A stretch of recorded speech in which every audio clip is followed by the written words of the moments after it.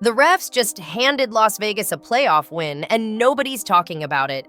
What happened in Game 3 between the Indiana Fever and Las Vegas Aces wasn't basketball. It was highway robbery in broad daylight. The Fever were leading, fighting tooth and nail, and then a series of suspicious whistles completely flipped the game. Suddenly, the Aces are living at the free throw line while Aaliyah Boston can't even get a fair challenge recognized by the officials. The most infuriating part? This blatant favoritism overshadowed what should have been the story of the night. Lexi Hull's absolutely gutsy performance while playing through serious back pain. If you think the Fever got robbed, drop a comment saying refs sold right now. But that wasn't even the beginning of this controversy. From the very first game of this playoff series, the officiating has been so one-sided it's almost comical. Vegas would drive to the basket and get phantom calls while Indiana players were getting absolutely hammered with no whistles. The pattern was so obvious that even casual fans started noticing something was off. By Game 2, it had gotten so bad that Stephanie White had to call it out in her post-game interview, basically saying her team couldn't find any rhythm because there was a foul call every 10 seconds. And she wasn't exaggerating. The free throw disparity was shocking. What happened next in Game 3 would make your blood boil. The nightmare sequence came in the third quarter when Aaliyah Boston tried to challenge a questionable foul call on Jackie Young. Stephanie White was frantically motioning for the review. The entire bench was ready, but the officials straight up ignored her. They wouldn't even acknowledge the challenge request. Seconds later, while Indiana was still confused about what just happened, Chelsea Gray buried a three-pointer. Just like that, the crowd went from roaring with energy to complete disbelief as their lead evaporated into thin air. The refs didn't just miss a call. They actively refused to let Indiana use their challenge, then immediately rewarded Vegas with momentum. The viral clips from that game tell the whole story. A'ja Wilson was throwing elbows like she was in an MMA fight, not a basketball game. She literally pushed players in the back with no calls. Meanwhile, if an Indiana player so much as breathed on an Aces player, instant whistle. There's one play where Alyssa Smith gets a foul call without even being touched. The replay shows clear as day that there was zero contact, but she got the call anyway. Then, on the very next possession, Kelsey Mitchell gets absolutely clobbered driving to the basket and nothing. No whistle. The double standard was so blatant it felt like the refs weren't even trying to hide it anymore. But here's where the story takes an incredible turn that nobody saw coming. While everyone was focused on the terrible officiating, Lexi Hull was quietly having the game of her life despite barely being able to walk. She wasn't even supposed to play. She'd aggravated her back injury in Game 1 and was listed as questionable coming into Game 3. During warm-ups, she looked stiff, uncomfortable, and fans were wondering if she'd even see the court.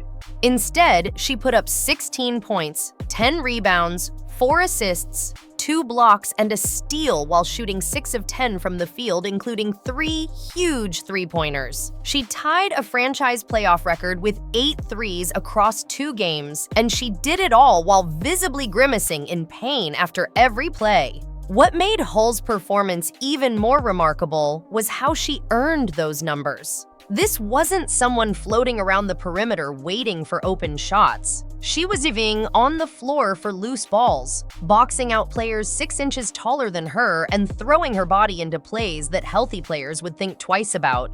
The camera caught her face twisted in pain multiple times, but she kept coming back for more. Every time Vegas would go on a run fueled by free throws, Hull would answer with a huge shot or a hustle play that gave Indiana life.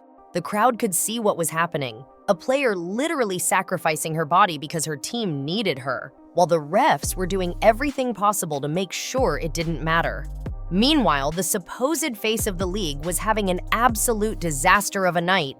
A'ja Wilson, the MVP candidate who's supposed to be unstoppable, went nearly 3 full quarters without making a field goal. She started the game with a three-pointer that looked like she was about to take over, then proceeded to miss her next 10 shots. By halftime, she was 1 for 11 from the field. She finished the night 6 for 20.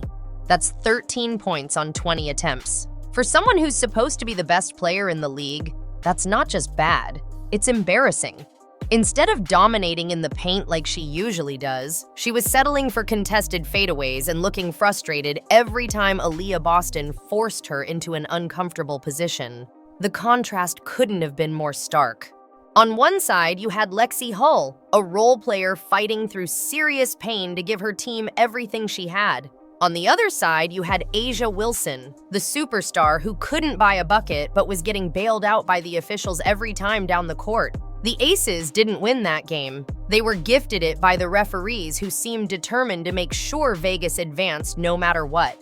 And the worst part is this isn't even the first time we've seen this pattern in the playoffs. But wait, it gets even more suspicious when you look at the bigger picture. The WNBA has been desperately trying to create storylines and rivalries to boost ratings. And what better story than the defending champions facing adversity?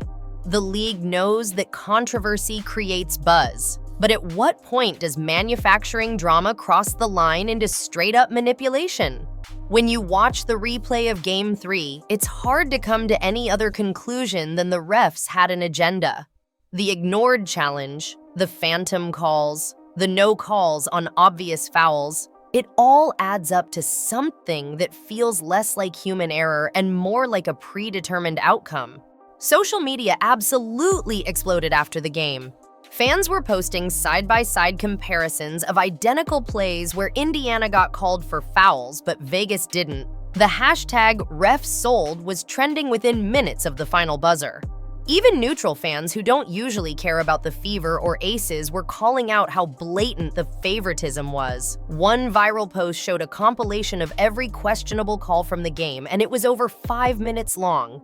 5 minutes of bad calls in a 40-minute game. That's not normal, that's not acceptable, and it's definitely not fair competition.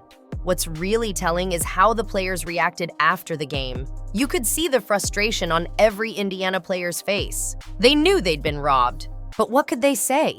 If they called out the refs too directly, they'd get fined. Stephanie White tried to be diplomatic in her post-game comments, but you could hear the anger in her voice. She talked about how hard it is to get into any offensive rhythm when there's a whistle every possession. How her team was being physical within the rules while Vegas was getting away with murder. The subtext was clear. We got screwed and everyone knows it. The league needs to address this immediately because it's destroying the integrity of the game. Fans don't want to watch predetermined outcomes. They want to see the best team win based on who plays better basketball. When officiating becomes this lopsided, it turns people off from the sport entirely. The WNBA has been working so hard to grow its fan base, but nights like this set them back years. How can you tell new fans that this is a legitimate professional sports league when the refs are this obviously biased? Here's what makes this even more frustrating. The Fever actually outplayed the Aces for large stretches of that game. They were moving the ball better, getting better shots, and their defense was forcing Vegas into tough positions. But none of that mattered because every time Indiana would build momentum, here come the refs with another phantom call to slow them down.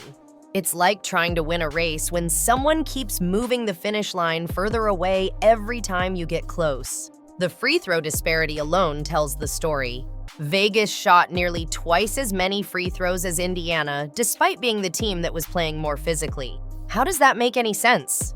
The Aces were throwing elbows, setting illegal screens, and pushing players in the back. But somehow, Indiana was the team getting called for all the fouls. It's basic math. If one team is being more physical but getting fewer fouls called on them, something is seriously wrong with the officiating. And let's talk about that ignored challenge for a second, because that might be the most egregious thing that happened all night. The rules are clear. Coaches have the right to challenge calls. Stephanie White followed the proper procedure, made the signal, her assistants were backing her up, but the refs just pretended not to see it. That's not a missed call. That's actively ignoring the rules to benefit one team. If that happened in the NBA playoffs, it would be a massive scandal. But in the WNBA, it's just another Friday night, apparently. What's even more concerning is this isn't an isolated incident. Throughout the playoffs, we've seen similar patterns where certain teams seem to get favorable whistles in crucial moments. It raises serious questions about whether the league is trying to engineer specific matchups or outcomes for ratings purposes. The WNBA can't afford this kind of controversy when they're trying to establish credibility as a major professional sports league. The impact on the players is real, too. Imagine being Lexi Hull, playing through excruciating pain, having the game of your life, only to watch it all get erased by terrible officiating. Or being Aaliyah Boston, playing great defense, staying out of foul trouble, then getting called for phantom fouls while the player you're guarding gets away with everything. It's demoralizing, and it makes players not want to give maximum effort if they know the outcome is predetermined. Looking ahead, the Fever now face an uphill battle in this series, not just against the Aces, but against the officials too. How do you game plan when you don't know what's going to be called a foul and what isn't? How do you tell your players to be aggressive when being aggressive only gets whistles blown on you but not your opponents? Stephanie White has an impossible job trying to coach in these conditions. The league commissioner needs to step in and review this officiating crew immediately. At minimum, they shouldn't be allowed to work any more games in this series. The integrity of the playoffs is at stake here. Fans deserve better, players deserve better, and the sport deserves better than what we saw in Game 3. This isn't about being a sore loser. The video evidence is overwhelming that something was seriously wrong with how that game was officiated.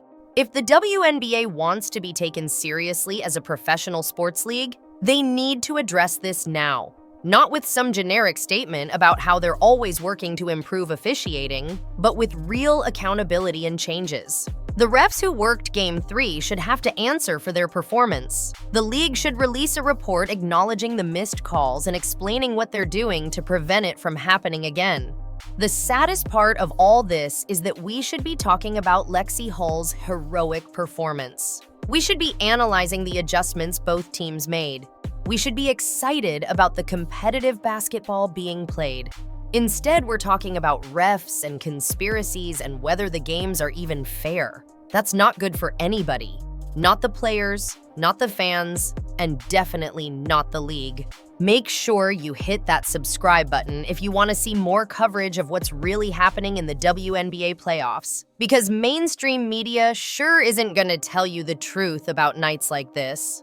Drop a like if you think the Fever got robbed, and comment below with your thoughts on whether the league will actually do anything about this officiating disaster. The Fever might be down in this series, but if they can overcome both the Aces and the refs, it'll be one of the greatest playoff victories in WNBA history.